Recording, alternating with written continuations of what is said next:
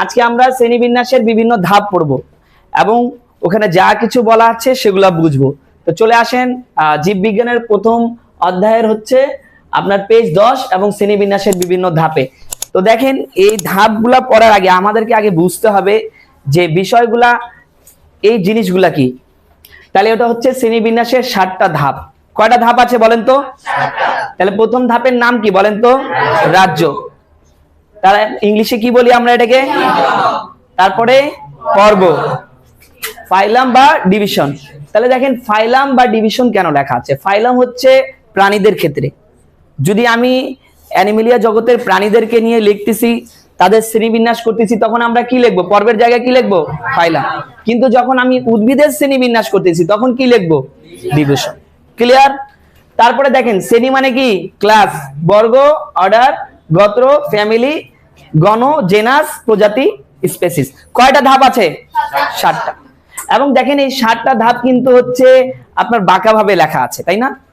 এই বাঁকাভাবে যে লেখা আছে, একটু পরে যখন আমরা বই পড়বো তখন আপনারা এই জিনিসটা আসবে, আমি বুঝাবো। তো এখন আমরা সর্বপ্রথমে আপনাদেরকে বইটা পড়ে দেখাই। দেখেন এখানে কি বলছে, শ্রেণীবিন্যাসের প্রতিটি ধাপে তার আগের ধাপের বৈশিষ্ট্যগুলোর সাথে নতুন কিছু বৈশিষ্ট্য যোগ হয়।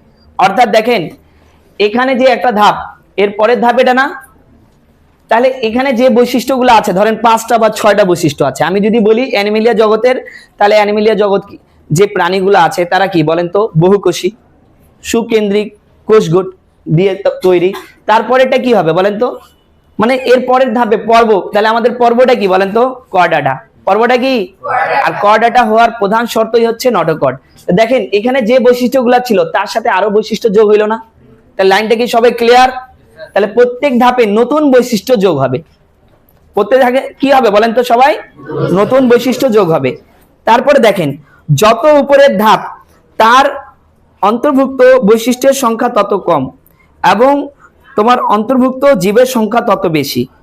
আবার যত নিচের ধাপ তার অন্তর্ভুক্ত বৈশিষ্ট্যের সংখ্যা তত বেশি এবং অন্তর্ভুক্ত জীবের সংখ্যা তত কম। আমি যদি হচ্ছে অ্যানিমেলিয়া জগৎ নিয়ে আলোচনা করতেছি, বলেন তো অ্যানিমেলিয়া জগতে আমাদের কয়টা? 7টা, 8টা, এই 7টা, 8টা, 10টা যেরকমই বৈশিষ্ট্য জানলেই হয়ে যাবে না? আমরা কি জানতে পারি বলেন তো? বহুকোষী। অ্যানিমেলিয়া জগৎ কেমন বলেন তো? প্রাণীরা বহুকোষী। তারপরে কি? সুকেন্দ্রিক কোষ গঠিত, অর্থাৎ নিউক্লিয়াসটা কি থাকবে? সুগঠিত থাকবে। কি থাকবে? তারপরে কি? খাদ্য গলাধ্যকরণ করে, তাই না? এই যে বেশি বৈশিষ্ট্য তো নাই। কয়টা আছে? ধরেন আমি ধরলাম 6-7টা বৈশিষ্ট্য আছে। কয়টা বৈশিষ্ট্য? কিন্তু বলেন তো, অ্যানিমেলিয়া জগতে কতগুলা প্রাণী আছে? প্রায় 13 লক্ষ, তাই না? তাহলে ভাবেন, প্রজাতির সংখ্যা কত বেশি বলেন তো? 13 লক্ষ। তাহলে বলেন আপনারা, 13 লক্ষ না? তাহলে দেখেন, আপনি দেখেন বৈশিষ্ট্য কম, সংখ্যা কি বেশি।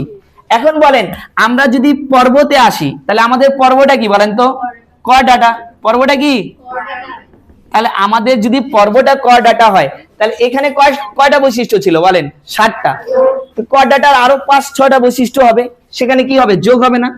প্লাস হবে না? কার সাথে প্লাস হবে? এর সাথে প্লাস হইলো না? তাহলে বলেন, বৈশিষ্ট্য বাড়লো নাকি কমলো?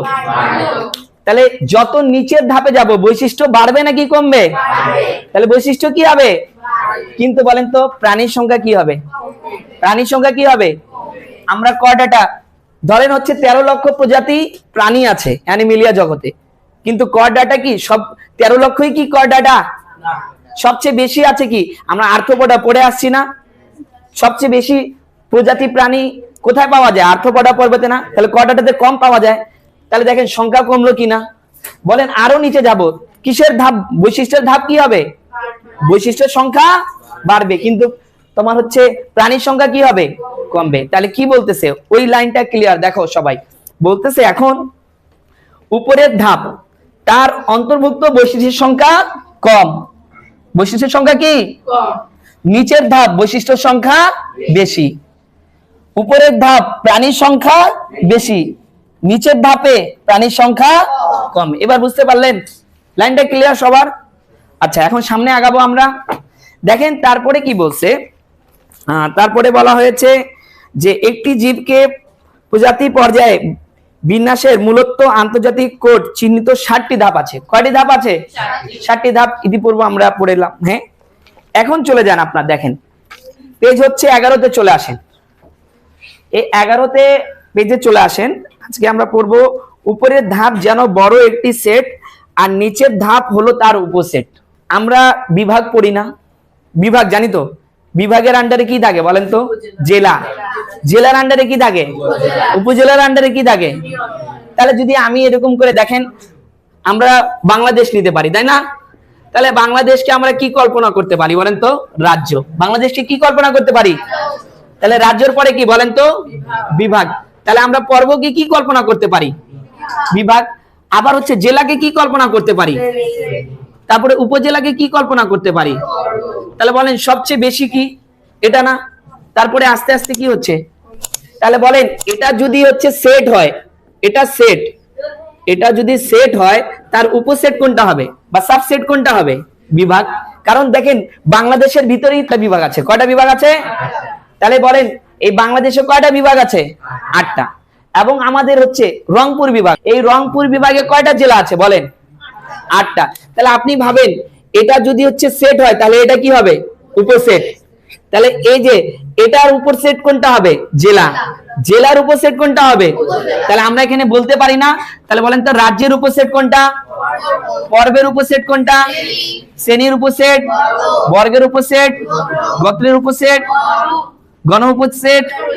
আমি এখন যদি উল্টা প্রশ্ন করি, আমি যদি প্রশ্নটা উল্টা করি, বলেন তো প্রজাতির সেট কোনটা?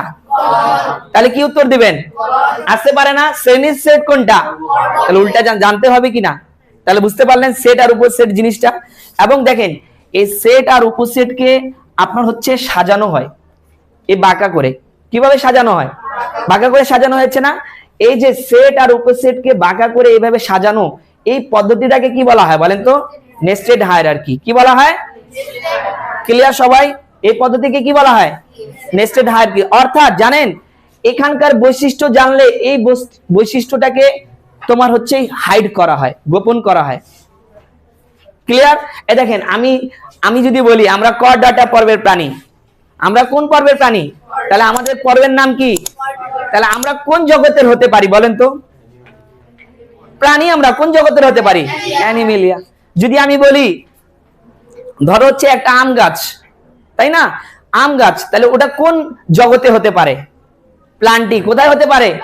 তাহলে দেখেন আমাদের উপরের বৈশিষ্ট্যটা জানতে হচ্ছে, এই জন্য যত নিচে আসতে হয় আমাদেরকে এইগুলাতে এই পাশের গুলা কিন্তু হাইড রাখতে হয়। আমাদের বৈশিষ্ট্যগুলা কি রাখতে হয়? বৈশিষ্ট্যগুলো আমাদেরকে কি রাখতে হবে বলেন তো?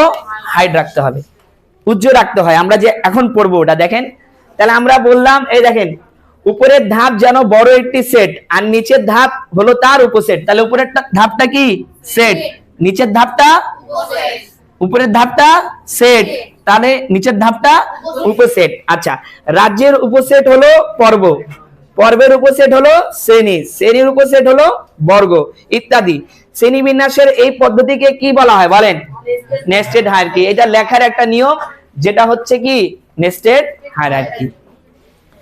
দেখেন অনেক সময় পুনরাবৃত্তি এড়ানোর জন্য আগের ধাপে যে বৈশিষ্ট্য পরের ধাপে থাকে সেগুলোকে উজ্জ্বল রাখা হয়। উজ্জ্বল রাখা মানে কি বলেন?